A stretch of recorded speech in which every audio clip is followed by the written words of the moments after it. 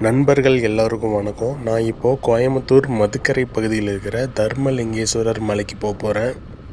இந்த பகுதி கோயம்புத்தூருக்கு தெற்கில் அமைஞ்சிருக்கு. காந்திபுரத்துலேருந்து ஒரு 13 கிலோமீட்டர் வரும். நீங்கள் பஸ்ஸில் வந்தீங்கன்னா 3B 3E 96 48 போன்ற பஸ்ஸெல்லாம் இங்கே வரும்.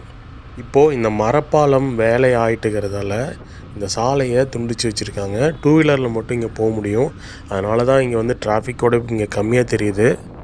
இருந்தாலும் இந்த பகுதி மக்களுக்காக பஸ் வந்து இங்கே வந்துட்டு திரும்பி மறுபடியும் ரிட்டன் போய் டேக் டைவர்ட் பாதையில் போகும். காந்திபுரத்துலேருந்து 96 48 3C 3B இந்த மாதிரி பஸ்கள்லாம் இங்கே வரும். இங்கே பார்த்தீங்கன்னா 3C பஸ் போகுது பாருங்கள். கரெக்டாக ஸ்டாப்பிங் பேர் மரப்பாலம். மரப்பாலம்னா அந்த ஆங்கிலேயருக்கு ஆட்சி காலத்தில் கட்டின அந்த பாலம்.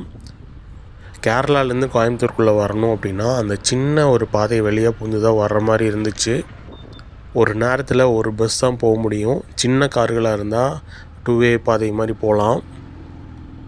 இப்போ வந்து பார்த்திங்கன்னா நான் மரப்பாலம் உள்ளே வந்துட்டேன். தர்மலிங்கேஸ்வரர் மலைக்கு போகிற பாதை இது. சில நேரங்களில் யானைகள்லாம் இங்கேயே வந்துடும். சிறுத்தைகள் கூட இங்கே வந்திருக்கு. இங்கிருந்தே பார்த்திங்கன்னா அந்த ஏற்றம் வந்து ஸ்டார்ட் ஆகுது. அந்த மலையடிவாரத்துக்கே உண்டான அந்த ஒரு அடையாளம். இங்கிருந்தே கீரை டவுன் பண்ண வேண்டிய ஒரு நிலைமை வந்துடும்.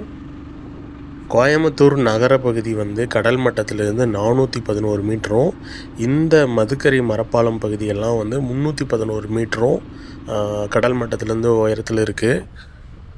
இங்கே பார்த்திங்கன்னா ஒரு மலை உச்சியெல்லாம் வந்து மேகம் சூழ்ந்து இருக்குது. இந்த மேகம் சூழ்ந்து இருக்கிறதுக்கு காரணம் இந்த கடல் மட்டத்திலேருந்து உயரமாக இருக்கிறதால தான். இந்த மலையும் வந்து இங்கிருந்து 300 மீட்டர் உயரத்தில் இருக்குது. அதாவது இந்த தரைப்பகுதியே 311 மீட்ரு, இந்த மலையும் வந்து 300 மீட்டர் உயரம் கொண்டது. ஸோ மொத்தமாக இந்த மலை உச்சி வந்து கடல் மட்டத்திலேருந்து 611 மீட்டர் உயரம் கொண்டது. முழுக்க படிக்கட்டுகளால் ஆனது. 800 படிக்கட்டுகள் இருக்குங்க. ஒரு 70% வந்து கான்கிரீட் படிக்கட்டுகளும் 30% வந்துட்டு பாறைகளால் செதுக்கப்பட்ட படிக்கட்டுகளும் தான் இருக்குது. இந்த கோவிலுக்கு ஒரு தனி சிறப்பு இருக்குது. இந்த பாலக்காடு கணவாயிலிருந்து இந்த மலை வந்து கர்நாடகா நோக்கி போகுது. இதில் வெள்ளிங்கிரி மலை, அப்புறம் மலை மாதேஸ்வரன் கோவில் உள்ளிட்ட நிறையா சிவன் கோவில் இருக்குது. அதில் முதல் சிவன் கோவில் மலைக்கோவில் வந்து இதுதான். ஒரு மலையோட ஆரம்ப பகுதியிலேயே இந்த சிவன் கோவில் இருக்குது. பார்த்தீங்கன்னா அடிவாரத்துக்கு நான் வந்துட்டேன். இங்கெல்லாம் கான்கிரீட் போட்டிருக்காங்க. போன டைம் வரும்போது மண் தான் இருந்தது.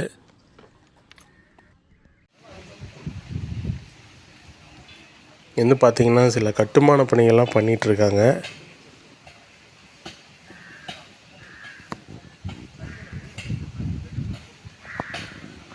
மலை ஏற முடியாதவங்க இங்கிருந்து சாமி கும்பிடலாம்.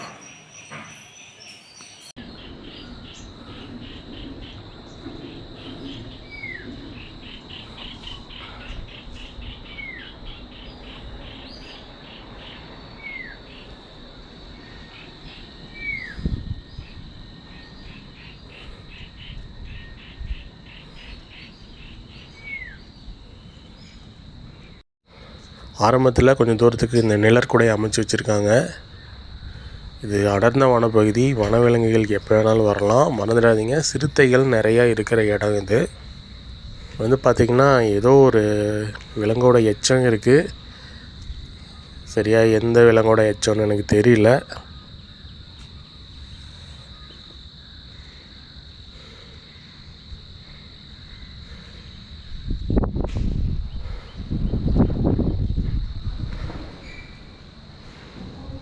இந்த மலைப்பாதைக்கு வலது பக்கம் அடர்ந்த காடுகளாக இருக்கும். இடது பக்கம் பார்த்திங்கன்னா பாறைகளும் அதுக்கப்புறம் ஊர்களும் தெரியும்.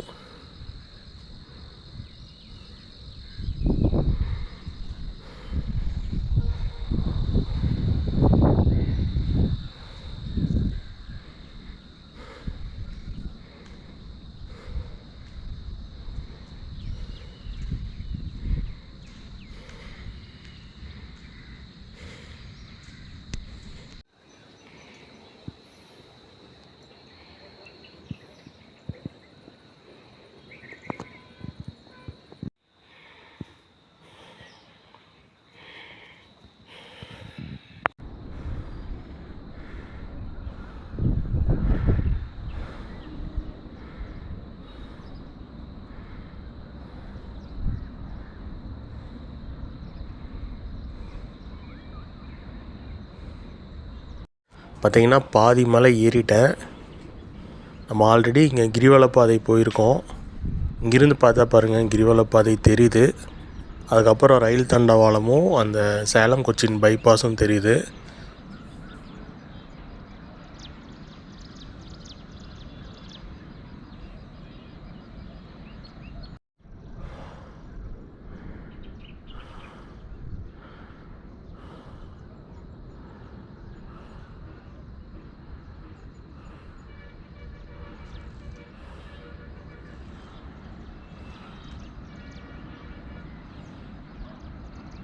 முக்கால்வாசி மலை ஏறியாச்சு. மேலே பாருங்கள் கோயிலை சூழ்ந்து மேகங்கள் இருக்குது. உயரம் போக போக காற்றோட வேகமும் ரொம்பவே ஜாஸ்தியாக இருக்குது.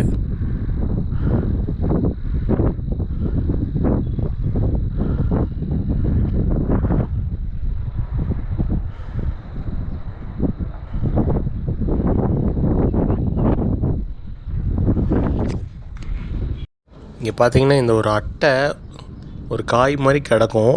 நீங்கள் இந்த மலைக்கு வந்தீங்கன்னா இதை நிறையா பார்க்க முடியும். எதை விதையை நினச்சிட்டு மிதிச்சிடாதீங்க, இறந்து போயிடும்.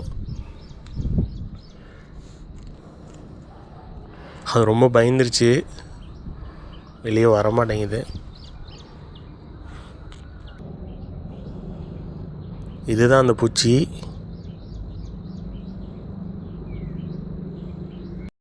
நான் முன்னாடியே சொன்ன மாதிரி இந்த பாறைகளால் ஆன படிக்கட்டுகளும் இங்கே ஆரம்பிச்சிருச்சு பாருங்கள்.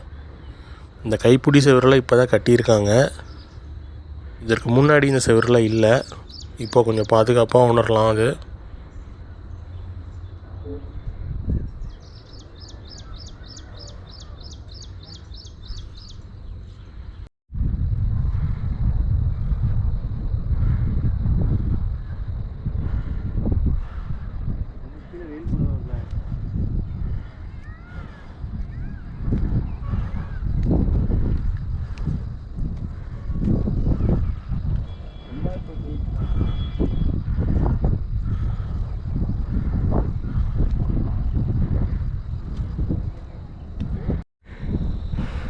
%95 வந்தாச்சு. இன்னும் ஒரே ஒரு எல் பெண்டு தான், கோவில் வந்துடும்.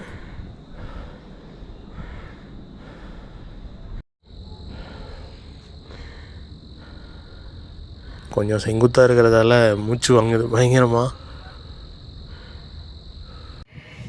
ஒரு வழியாக மேலே வந்துட்டோம். கீழேருந்து பார்த்தா அந்த சிவசிவா எழுத்து தெரியும்.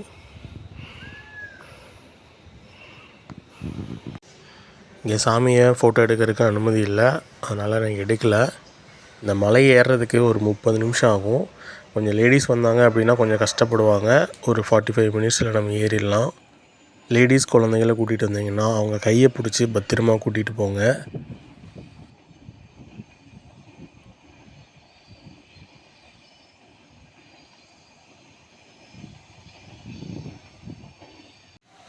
மலை ஏறிட்டு நான் இறங்கிட்டேன். இப்போது மலைகளும் காடுகளும் எப்போவுமே புனிதமானது.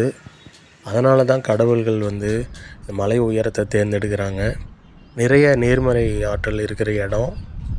அதுவும் இந்த ஒரு கிளைமேட்டில் ரொம்பவே நல்லா இருக்குது.